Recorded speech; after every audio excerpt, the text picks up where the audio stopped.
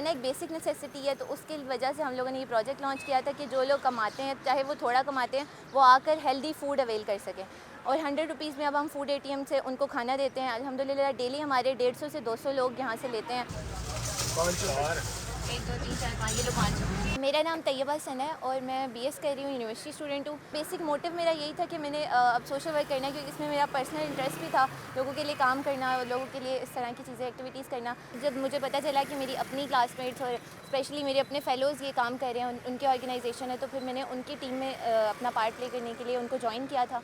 जब हम लोगों ने अपना फूड एटीएम का नया प्रोजेक्ट लॉन्च किया था, तो उस टाइम पे इस एरिया में कुछ लोग थे जो लोग इसको बिज़नेस समझते थे। वो कहते थे आप लोग सोशल वर्क नहीं कर रहे, आप लोग बिज़नेस स्टार्ट कर रहे हैं और आप लोग हमारे काम में दखल अंदाज़ी कर रहे हैं, आप लोग हमारे काम को ख़राब कर रहे हैं। जो लोग कारोबार करना चाह रहे होते हैं, हम उन लोगों को उनकी ज़रूरत के मुताबिक सामान लेकर देते हैं, ताकि वो उससे अपना कारोबार शुरू करें और अपनी अर्निंग से अपना घर चलाएं, अपने घर के अखराजात पूरे करें।